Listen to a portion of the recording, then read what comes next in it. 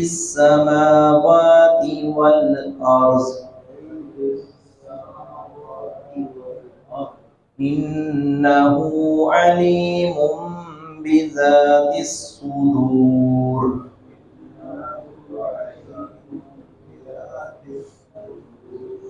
هو الذي جعلكم خلائف في الأرض فمن كفر فعليه كفره ولا يزيد الكافرين كفرهم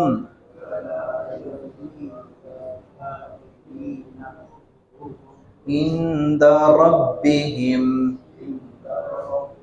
إلا مقتا ولا يزيد الكافرين كفرهم إلا خسارا. اللہ رب العزت نے اپنے عالم الغیب ہونے کا تذکرہ کیا ہے. فرمایا کہ میں وہ ذات باری تعالیٰ ہوں جو عالم الغیب ہے، جو سینوں کے اندر چھپی اور پوشیدہ باتیں ہیں ان کو بھی جانتا ہے. بات اس سے پہلے ہوئی تھی ان لوگوں کی کہ جو پچھتائیں گے جا کر قیامت کے دن روز محشر اور جہنم میں جائیں گے.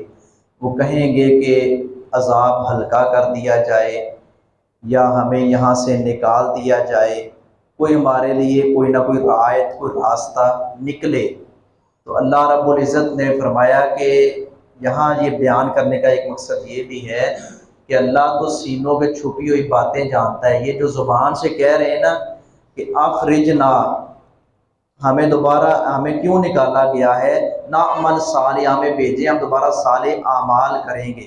وہ کہتا ہے نا پنجابی کا شاعر، رو رو کہن دنیا اندر بھیج ربا ایک واری، نیک عمل کمائیے تے کریے تابع داری. لیکن ایسا ناممکن ہے. تو اللہ رب العزت نے فرمایا کہ میں تو علیم بذات الصدور، سینوں کے اندر چھپی ہوئی باتیں جانتا ہوں. تم یہ جو زبان سے کہہ رہے ہو نا، تم ایسا نہیں کرو گے، تمہیں دوبارہ بھیج بھی دیا جائے. بلکہ قرآن نے نقشہ کھینچا ہے، وَلَوْ رُدُّوا لَعَادُوا لِمَا نُهُوا عَنْهُ وَإِنَّهُمْ لَكَاذِبُونَ. ان کو لوٹا دیا جائے، ان کو دوبارہ واپس بھیج دیا جائے، دنیاوی زندگی ان کو دوبارہ عطا کر دی جائے، یہ پھر وہی خصلتیں، وہی گندی عادتیں اپنائیں گے، وہی کام جن سے روکا گیا وہ کریں گے. یہ جھوٹے ہیں. اللہ رب العزت فرما رہے ہیں یہ جھوٹے ہیں. یعنی جس کو گندی عادت پڑ جائے اور شرک ایسی خباثت ہے جس کی رگوں میں رچ بس جائے، وہ پھر توحید اس کو جو ہے وہ اچھی نہیں لگتی. تو وہ کہیں گے کہ ہم نافرمانی کی بجائے ہم اطاعت کریں گے، ہم شرک کو ترک کر کے توحید کے راستے پر آنے کے لیے تیار ہیں. تو اللہ رب العزت فرمائیں گے کہ نہیں، اب وقت گزر گیا، اب پچھتائے کیا فائدہ جب چڑیاں چگ گئی کھیت. تو یہ موقع جو اللہ رب العزت نے ایک ہی چانس دیا ہے، اس میں ہمارے لیے سبق ہے کہ ہم اپنے اندر سے کوتاہیاں دور کریں، ہم خالص پکے اور سچے اور سچے مسلمان بنیں. تو اللہ رب العزت نے اس بات کی تردید کی ہے کہ ان کا کفر جو ہے نا ان کو مزید ابھارتا ہے برے کاموں کی طرف. ان کا کفر ان کو کفر میں اور زیادہ کرتا ہے. جیسے ایمان والوں کا ایمان جو ہے ان کو اور اللہ رب العزت کے قریب کرتا ہے، پختگی آتی ہے اور وہ اللہ رب العزت کی معرفت حاصل کرتے ہیں. کافروں کا کفر وہ بڑھتا ہی چلا جاتا ہے اور وہ پھیلتا چلا جاتا ہے، ان کی رگوں میں رچتا بستا چلا جاتا ہے. تو اللہ رب العزت نے فرمایا کہ اور ایسے لوگوں کی مثالیں اللہ رب العزت نے جگہ جگہ دی ہیں. فَخَلَفَ مِن بَعْدِهِمْ خَلْفٌ أَضَاعُوا الصَّلَاةَ وَاتَّبَعُوا الشَّهَوَاتِ فَسَوْفَ يَلْقَوْنَ غَيًّا. کہ تمہارے بعد تمہارے جانشین وہ بنے جنہوں نے نمازیں ضائع کی، شہوات خواہشات کے پیچھے لگ گئے. اور اللہ رب العزت نے فرمایا فَسَوْفَ يَلْقَوْنَ غَيًّا، قریب وہ گئی میں گر جائیں گے. جہنم کی مختلف وادیاں ہیں اور ایک سے بڑھ کر ایک کڑا عذاب ہے ان وادیوں کے اندر، ان گہرائیوں کے اندر. اور ان مورچوں کے اندر تو اللہ رب العزت نے وادیوں کے مختلف نام رکھے ہیں، جیسے ویل ایک وادی کا نام ہے، غی وادی کا نام ہے، اسی طرح غالباً ہوتاما صورت اپنا لمزہ میں ہمزہ میں آتا ہے۔ تو اللہ رب العزت نے فرمایا کہ یہ خود جس طرح کے تھے اس طرح کے پھر جانشین بھی ان کے آ گئے۔ ان اللہ بلا شبہ اللہ رب العزت عالم جاننے والا ہے، غیب السماوات پوشیدہ چیزیں آسمانوں کی والارض اور زمین کی، جو آسمانوں میں ہے جو زمین میں ہے سب اللہ رب العزت کے علم میں ہے، وہ جانتا ہے۔ چھپی ہوئی چیز دنیا سے کہ لوگوں سے ہم سے تو اوجل ہے ہو سکتی ہے، لیکن اللہ رب العزت کی نظروں سے کوئی اوجل نہیں ہے۔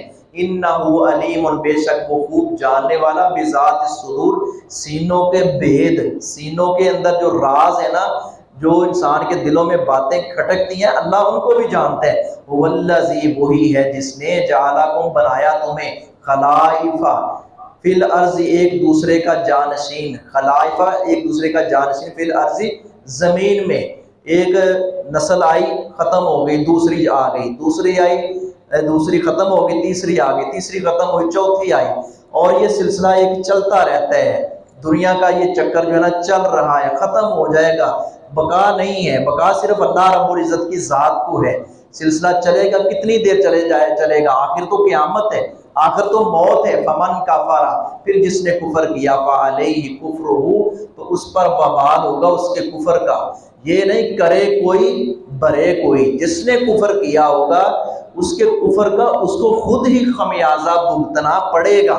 ولا یزید الکافرین، اور نہیں زیادہ کرتا کافروں کو، کفرہم ان کا کفر، کافروں کو ان کا کفر جو ہے اور بڑھاتا ہے، نافرمانی پہ، سرکشی پہ، بغاوت پہ اور معاصی اور نافرمانی کے کاموں پر اور ابھارتا ہے اور بڑھاتا ہے۔ جیسا کہ اللہ رب العزت نے یوں بھی فرمایا، وَنُنَزِّلُ مِنَ الْقُرْآنِ مَا هُوَ شِفَاءٌ وَرَحْمَةٌ لِّلْمُؤْمِنِينَ۔ آگے کیا فرمایا، وَلَا يَزِيدُ الظَّالِمِينَ إِلَّا خَسَارًا، کہ یہ قرآن مومنوں کے لیے تو شفا اور رحمت ہے، اور ان لوگوں کے لیے جو ظالم ہے ان کو خسارے میں اور بڑھاتا ہے، وہ بڑھتے چلے جاتے ہیں۔ یعنی جو قرآن کا کلام اللہ کا انکار کرتا ہے یا استہزاء اور مذاق اڑاتا ہے، وہ اس خسارے کو مزید پاتا ہے اور اس خسارے کو مول لیتا ہے۔